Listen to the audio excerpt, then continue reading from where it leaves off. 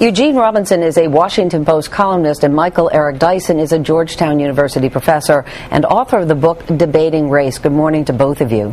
Good morning, Meredith. Eugene, let me start with you. When this campaign began, both candidates, Clinton and Obama, said they would not inject race into the contest. Now both are accusing each other of doing just that. What do you think is going on here?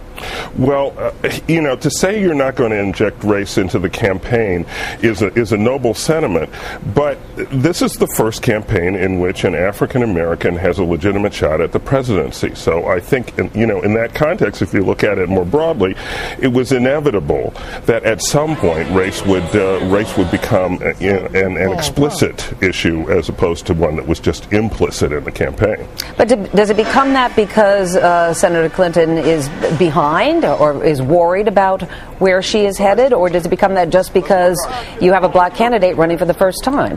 Well, the Clintons are used to being in races in which they could basically count on the African American vote. This is a new situation for them.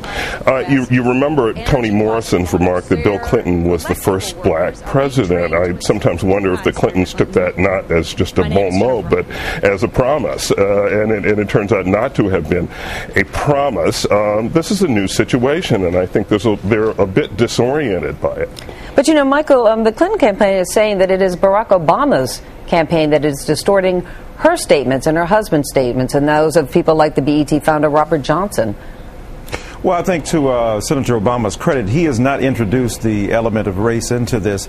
And I don't think necessarily that the debate on this issue about Martin Luther King Jr.'s status as a dreamer and visionary who then saw into the legislative process as a result of LBJ, his dream, is not necessarily a black versus white issue. It's a right versus wrong issue. And I think when Iowa spoke and then when New Hampshire spoke, it was proved that America is willing to look beyond whatever racial pigment that one might show to look at the content, so to speak, of his character. So I think in this issue, we've got to focus on the broader issue, and that is to say, as Eugene Robinson has said, the Clintons, used to being ahead, may feel that lagging behind now, they have to step up the aggression against Mr. Obama, and Mr. Obama, Senator Obama, speaks back to them. Well, Michael, how do you think this will play with African American voters? Will they see this just as politics?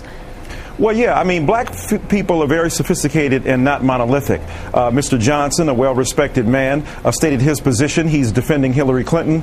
Others have come to the defense of Senator Obama. I think that black people are understanding and sophisticated enough to know that since we're not monolithic, there will be contests for the black vote, so to speak, but those don't have to reduce to racial animus and hostility. They can lift up to the vision of a transcendent purpose for American politics, and black people make their choices based upon what everybody else makes a choice upon. Will it benefit us, and does it speak to the better interests of the American polity?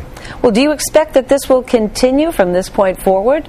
Well, the tighter it gets, the nastier it may become. I think that Senator Obama is a historic candidate insofar as he has a chance to make a significant difference. And I think that the Clintons feel perhaps that they've been standing in line. Look, you got to take your time. Get a number here. We've been out here for a long time. You wait your turn. But I think that we can't assume that we'll be living at any particular time, and we have to step up to the plate when we are allowed to do so. And I think Barack Obama is seizing that opportunity, and that creates an enormous amount of tension for those who feel that they are somehow owed the presidency as opposed to fighting for it. All right, I'm going to leave it at that. Michael Eric Dyson, Eugene Robinson, thank you both very much. Thank you. Good to be here.